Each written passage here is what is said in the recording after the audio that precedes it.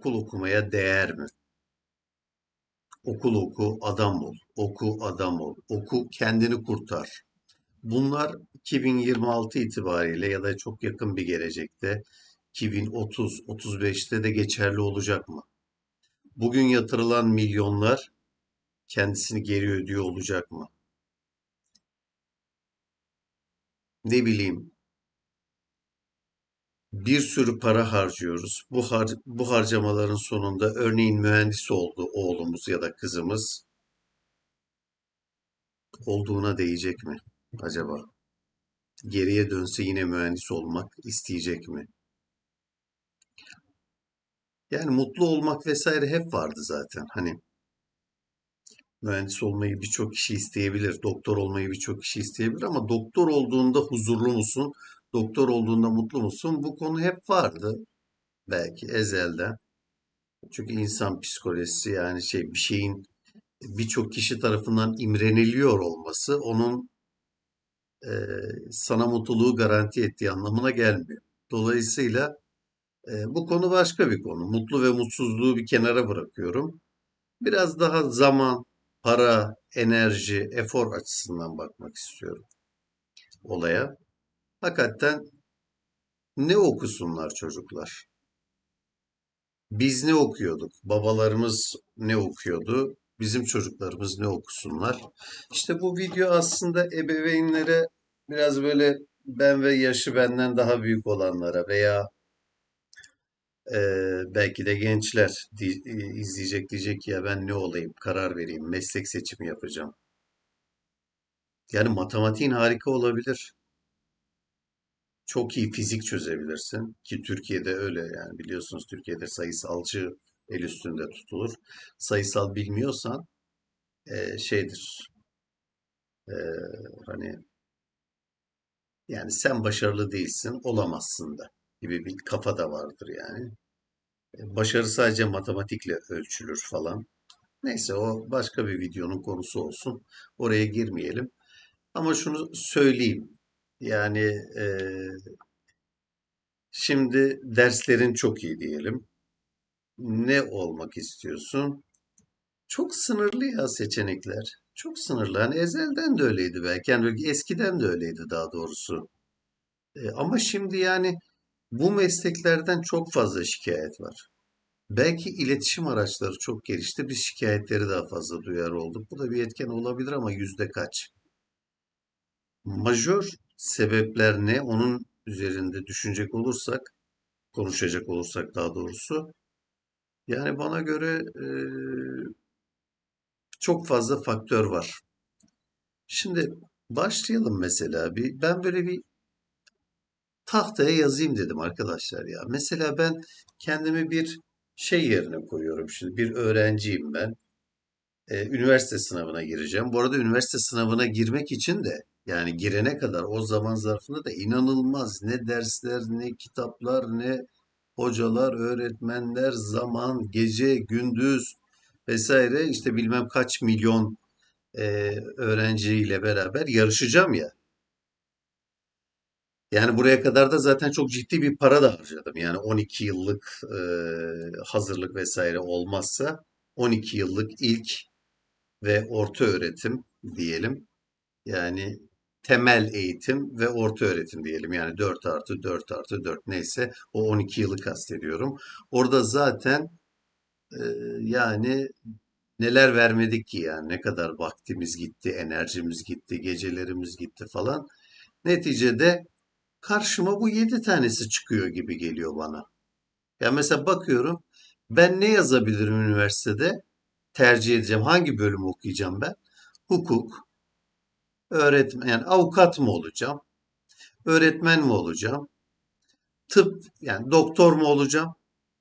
Efendim aslında eczacılık ve hemşirelik de zaten sağlık sektöründen ama hani eczacılığı biraz ayıralım. Hani doktor, eczacılık biraz daha farklı kişiler tercih edebiliyor. Birisi mesela ben asla doktor olmam diyen biri ama eczacılık yaparım diyebiliyor. O yüzden ayıralım. Bir de eczacılar biraz kendine çalışma şeyi farklı. Daha biraz daha farklı bir alt alan diyelim. Farklı bir alan. Hemşirelik tamam, o biraz daha doktorun şeyi gibi, asistanı gibi sağlık sektöründe falan düşünebiliriz. Asistan demeyelim de şimdi kızmasın şey yapan arkadaşlarımız. Yani o da sağlık sektöründe yine doktorun yanında bulunan eczacı gibi dışarıda bir yerde değil manasında demek istedim. 6 mühendis. Evet, mühendis. 7 idari ve iktisadi birimler. Şimdi bunlara biraz bunların üzerinde bir konuşalım mı arkadaşlar? Yani mesela şimdi ben tersten başlayalım hadi. İdari ve iktisadi birimler. Şimdi ben 45 yaşındayım. Benim şeyde ilk gençlik zamanımda böyle 20'li 20'ye yakın yaşlarımda böyle işletme bitiren abilerimiz falan şey olurdu. Böyle fabrika müdürü falan olurdu. Yani işletme bitiren adamlar. Ya da böyle e, büyüdüğüm yerde fabrikalar çoktu. Orada şey işte oranın personel dediğimiz veya insan kaynakları dediğimiz bölümde dururlardı falan. Tabii o zamanlar böyle bilgisayar falan masa başı işler biraz daha insan hayatına hani böyle yeniydi yani insanlık böyle en direkt çalışan sayısı daha azdı. Direkt çalışma kültürü daha fazlaydı o dönem bugüne göre. E, Şimdi o zaman mesela özenirdik ederdik falan ama sonra bir süre sonra bu işletme patladı. Hani bu açık öğretim işletme, şu işletme, bu işletme bilmem ne. Yani sadece açık öğretim nedeniyle falan demiyorum. Yanlış anlaşılmasın ama tabii popüler bir şey oldu. İktisat, maliye, idari falan. İdari ve iktisadi birimler. Şöyle kameramı şöyle yapayım biraz. Heh. Şimdi bu e, birimler böyle biraz daha popülerleştikçe doğal olarak gençler buraya yöneldi. Burası bir şişti. Türkiye'nin böyle bir yarısı şey oldu. İdari iktisat, ben maliye bitirdim, kamu bitirdim, çevre ekonomisi, işletme falan filan. Şimdi bunların şeyi de çıktı galiba. İşte bu Çeko falan sonradan çıktı diye biliyorum. Ben hatırlamıyorum benim zamanımda var mıydı? Çalışma ekonomisi falan. Daha böyle nispeten diğerlerine göre görece daha yeni diye biliyorum. Efendim hatta ekonometri falan da var. Gene bu kapsamda sanırım. Şimdi bu çocuk bunları bitirdiği zaman ne yapacak arkadaşlar? Yani nerede çalışabilir mesela? Yani bölümün içeriği olarak düşünmeyin olur mu? Yani ben bunu şey demiyorum. Mesela işletme müthiş bir bölüm. Yani bölüm, içerik, o uzmanlık harika bir şey. Benim hayran olduğum, çok sevdiğim bir bölümdür mesela işletme. Böyle bazen işletme kitapları alıp okurdum ben böyle. Çok özenirdim yani işletmeyi. Çok güzel. Yani içerikle ilgili zaten hepsi başım üstünde de. Ama şey olarak söylüyorum yani işletmeyi bitirdim ne yapacağım ben işte günümüz Türkiye'sinde. Abi yani böyle çok parlak bir şey beklemiyor beni. Altı mühendis. Eskiden biz parmakla gösterdik. Abi şu adam mühendismiş falan derdik yani. Tamam mı? Şimdi yer gök endüstri mühendisi, yer gök metal mühendisi, metalurjiye malzeme yani. Makina mühendisi. Aman Allah'ım öyle böyle değil. Bir de yani şey konusu var. Apayrı konuşmamız gereken bir şey konusu da var aslında Türkiye'de. Üniversite sayısı. Hani şimdi siyasete falan girmeyeceğim. Siyaset işim de değil, sevdiğim bir şey de değil. Bu mecra o mecra da değil. Hiçbir şekilde oralara girmeyeceğim ama yani şimdi çok fazla sayıda mezun vermeye başladık. Yani çok fazla mühendis var. Şimdi artık yani eskiden mühendis el üstünde tutulurken şimdi mühendis fabrikada vardiyacı oldu. Yani vardiyacı tabii hani küçümsediğimizden demiyoruz da hani kolay kolay mühendis beyaz yaka vardiya döndürmezlerdi. Anlatabiliyor muyum? Mesela otomotivde orada. Şimdi asgari ücretin bir tık üstüne mühendis çalıştır. Hem de yabancı dil de biliyor. İngilizcesi falan da var yani. Mutlular mı? Yok. Yani mühendis hani ben kendi gördüğümü söyleyeyim. Yani bir kardeşimiz nispeten bana göre daha tecrübesiz, daha böyle henüz ayakları yere tam basmamış, kendini çok tanımamış etmemiş. Ya abi ben mühendis olsam mı sence dese bana, ben derim ki devletin mühendisi olacaksan ol. Yani örnek veriyorum. İşte devlet su işlerinde ben mühendisim. Ziraat mühendisiyim. Orada çalışıyorum. Bilmem ne bakanlığında mühendisim. bilmem nerede gıda mühendisiyim, işte mekanik, hani makine mühendisiyim falan. Okey. Bunlarda problem yok devlette çalışacaksan. O da neden diyorum? Yani korkunç bir baskı yok. Hani devlette nispeten biraz daha insan gibi çalışabiliyorsun yani tırnak içerisinde yani yanlış anlaşılmasın. Özel sektörde biraz daha böyle hani şey daha koşullar acımasız. Orayı anlatmaya gerek yok sanırım. Hemşirelik diyorsun. Abi bilmiyorum yani şimdi o kadar el bebek gül bebek kızı büyütüyorsun gönderiyorsun. Sağlık sektöründe şiddet var. Gece nöbeti var, suyu var, buyu var. Hani ben de şunu demek istemiyorum. Yan gelip yatacağımız bir meslek arıyorum değil ya. Her mesleğin zorluğu vardır, olacaktır, doğaldır da. Hani işte ne kadar okumak istersin yani hemşirelik. Bak mesela bunun geleceği var. Gerçekten hemşire olursa iş bulabilir. Ha, bunu da görüyorum bu arada özel hastanelerde asgari ücrete çalıştırdıklarını görüyorum. Ama mesela yurt dışına falan gitme hayali olanlar bu hemşireliği seçebilir bence. Çünkü mesela özellikle biliyorsunuz dünya yaşlanan bir gezegen. Yani insanoğlu yaşlanıyor. Özellikle Almanya falan gibi. Türkiye de zaten yaşlı bir ülke artık da. Ama hani böyle bizden daha önce yaşlanmaya başlamış olan ülkeler var ya mesela şey Almanya gibi örneğin. Japonya vesaire gibi. Hadi Japonlar robotla falan filan çözüyor ama şimdi mesela şu an bildiğim kadarıyla Almanya gibi ülkelere çok fazla sağlık personeli lazım. Çünkü nüfusta da çok hatır sayılır yaşlılar var. Sağlık hizmetleri talebi artıyor. Belki evet bu meslek biraz daha şey olabilir, popüler olabilir yani iş de yapabilir. Yapay zeka falan filan tehdit de edemez yani ne bileyim hemşirelik bana göre öyle ama robot tehdit edebilir tabii. Neyse o açıdan bakarsak bütün şey meslekler şeyde çıkar da tehlike altında çıkabilir. Eczacılık. Bu benim çok özenerek baktığım bir meslek, eczacılık. Hala bunu bitirecek çocuk yani 2026 işte ne bileyim 2030'da başlasa 2035'te bitse üniversiteden mezun olsa bundan 10 yıl sonra hala eczacı bugünkü eczacı olur mu bilmiyorum. Yani işte dünya o kadar hızlı değişiyor ki öngöremiyorsun. Yani şöyle bile olabilir ya bu eczacılara gerek yok ya işte burada bak sistem teknoloji şu bu var ilaçlar şöyle verilsin böyle verilsin. Zaten bunlar ne yapıyor ki işte oradan sana reçeteden ilacı veriyor falan filan. Tehlikede mi? Tehlikede olabilir bilmiyorum bunu da. Ama çok sevdiğim bir meslek. Çok isterdim yani eczacı olmak. Tabii isterdim derken bugünkü aklımda geriye dönsem olurdum zaten de yani.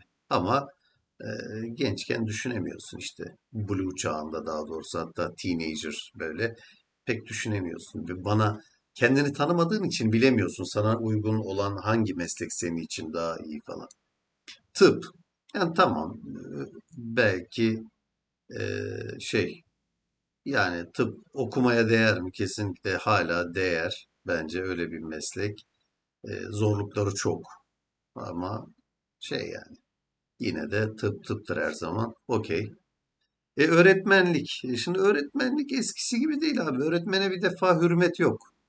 Öğretmenin bir karizması, kariyeri, statüsü bir şey kalmadı. Öğretmen öldürülüyor, öğretmen dövülüyor, öğretmenin öyle hani maaşı aman aman bir maaşı yok. Hani öğretmen olan adam bizim zamanımızda iki tane üç tane çocuğa tek başına bakardı.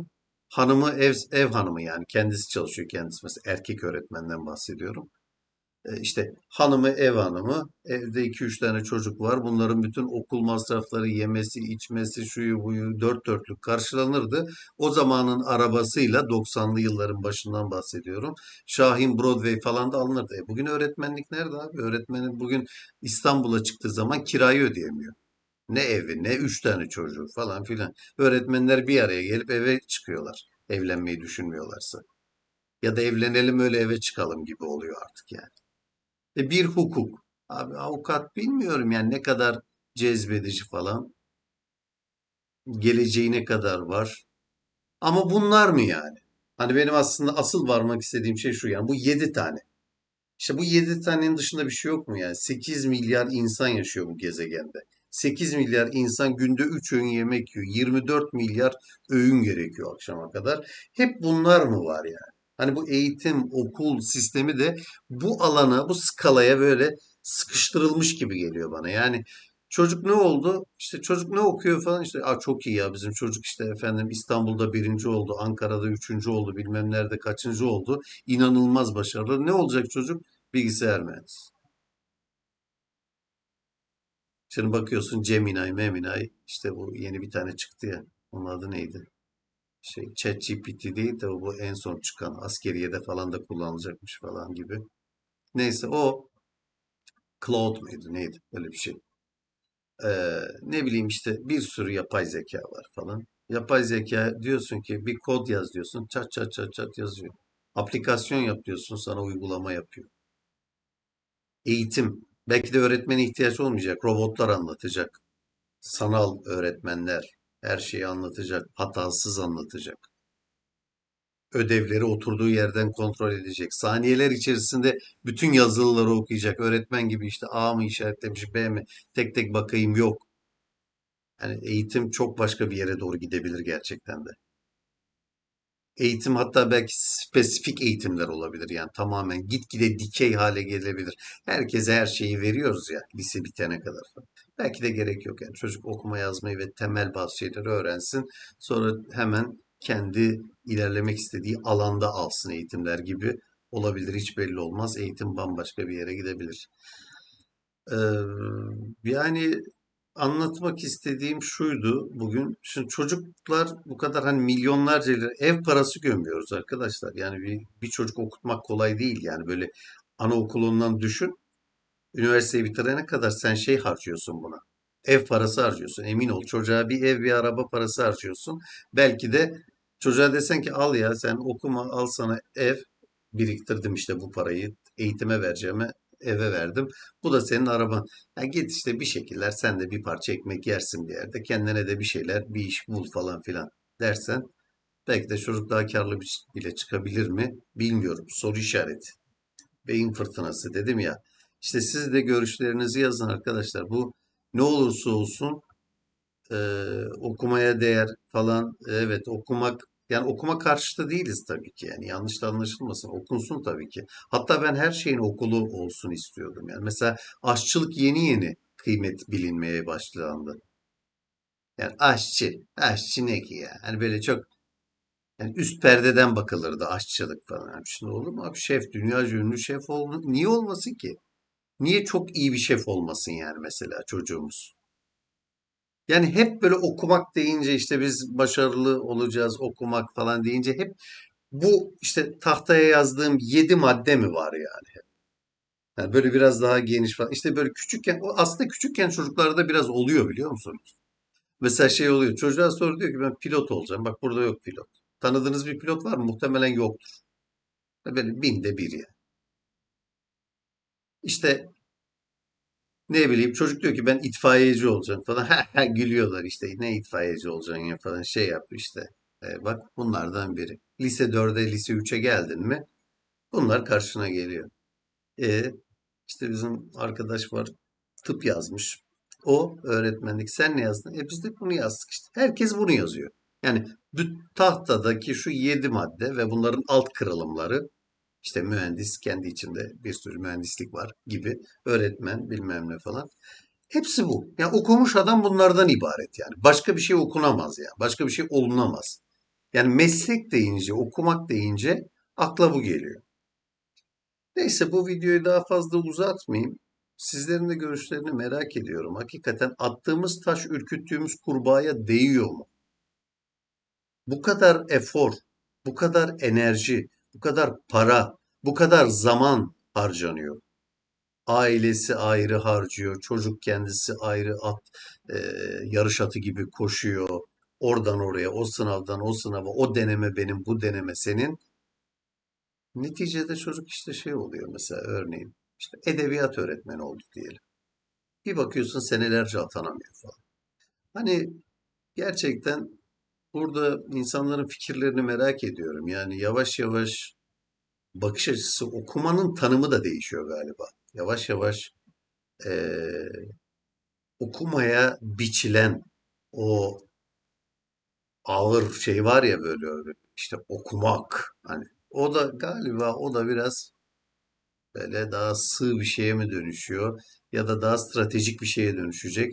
Belki de kimisi artık şöyle öğrenciler çıkacak yavaş yavaş göreceğiz. Hani stratejik olarak ben okumayı tercih etmedim. Zeki bir adam ama ben stratejik olarak şöyle bir yol haritası çizdim kendime. Anne babasının da ya da böyle belki eğitim koçlarının da desteğiyle ne yapabilir? İşte o da kendi kendine farklı bir yol haritası belirleyebilir diyelim. Bugünlük beyin fırtınası bu kadar. En başta dediğim gibi doğruyu ya da yanlışı söylemek iddialarımız arasında yer almıyor. Sadece sesli düşünüyoruz. Siz bu konuda ne düşünüyorsunuz bilmiyorum. Görüşmek üzere, hoşça kalın.